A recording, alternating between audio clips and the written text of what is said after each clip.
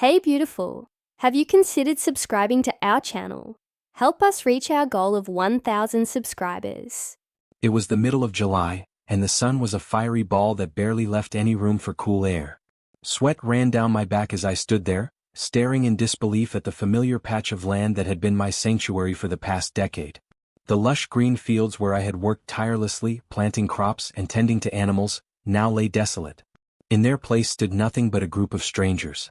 The sound of a power drill pierced through the otherwise silent air. And that's when it hit me, my farm was gone.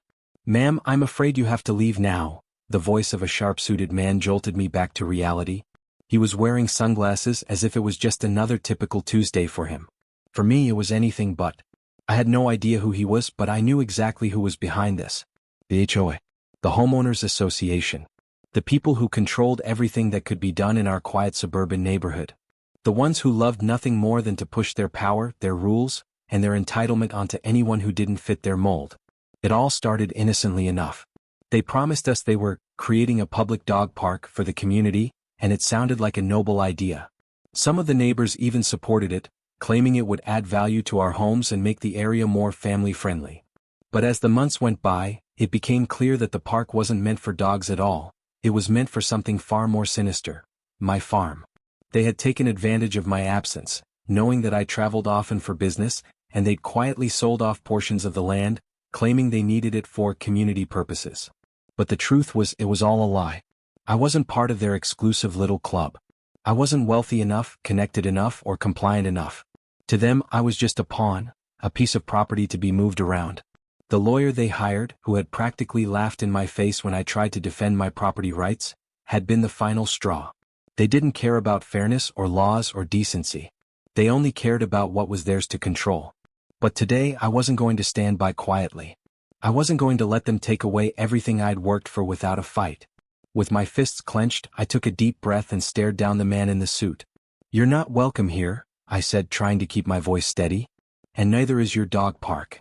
He smirked as though my words meant nothing. "It's already done.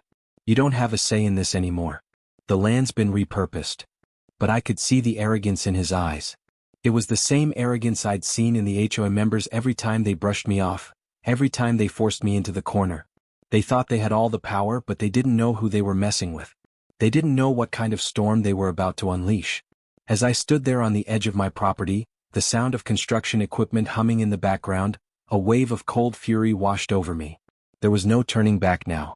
I tried all the polite ways of dealing with this. I'd written emails. I'd called meetings. I'd begged for just a little bit of fairness.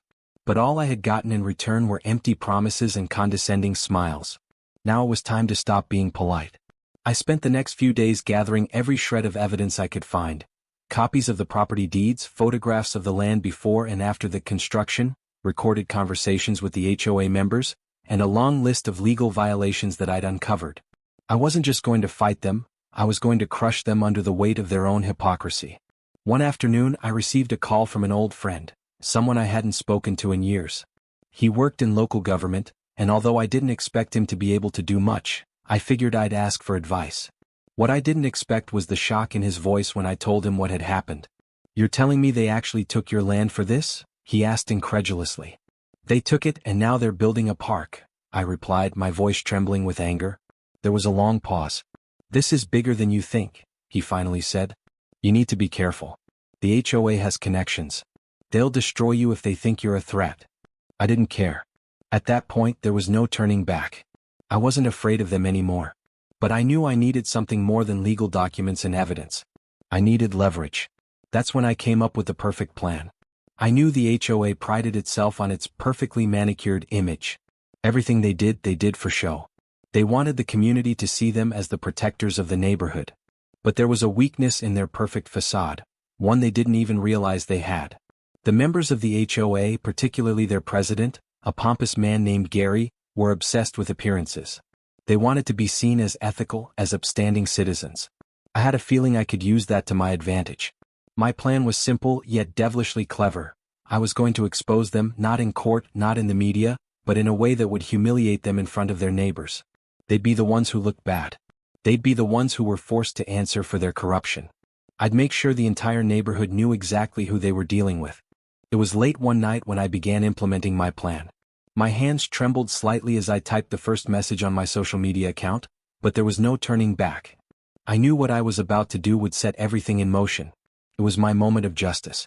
I started with a simple post, a photograph of the land before the construction had started, juxtaposed against an image of the bulldozers now tearing up the field. The caption was simple but powerful: "This was my farm. The HOA stole it from me for a so-called public dog park. Here's what they're hiding." The post went viral faster than I anticipated. I had followers sharing it, friends from the neighborhood commenting in disbelief, and even local news stations calling for interviews. People who had once supported the HOA were now starting to question their motives. But the real bombshell came when I leaked the audio recordings I had of the HOA members in meetings, talking about how they'd manipulated the situation. They mocked me openly, calling me just another nuisance, and saying that they would do whatever it took to make sure no one stood in their way. I watched as the comments piled up, each one more damning than the last. The public outrage was immediate. People were furious. They felt betrayed. Then came the next phase of my plan. I hired a private investigator to dig into the finances of the HOA members. What he found was shocking. Gary, the HOA president, had been funneling funds from various community projects into his own pocket. There was also evidence of bribes he'd taken from contractors in exchange for favors on community projects. I didn't just want revenge. I wanted to destroy their carefully built reputation. And that's exactly what I was doing. The storm finally broke. It was one of the most satisfying moments of my life. The climax of my plan had arrived. One evening, as the HOA members gathered for their annual meeting at the community center, I made sure I was there. I wasn't alone either. Thanks to my social media efforts, a group of angry neighbors had gathered to witness what was about to unfold. The moment Gary stood up to address the room, the doors swung open. I stood in the doorway holding up my phone. On the screen, a live stream was running, showing every damning piece of evidence I had gathered. Gary's face turned white as he realized what was happening.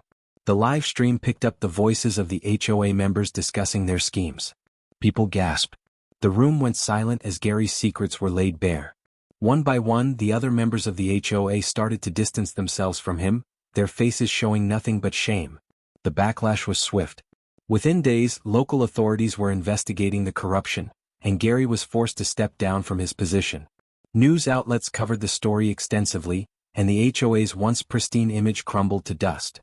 As for me, I walked away victorious. The land was returned to me and the so-called dog park was never built. The final blow came when I posted a meme of Gary's face, photoshopped onto a dog's body with the caption, "When the real dogs are in charge." The internet exploded with laughter. The HOA's humiliation was complete. I had cut off their water forever, and it was sweeter than any revenge I could have imagined.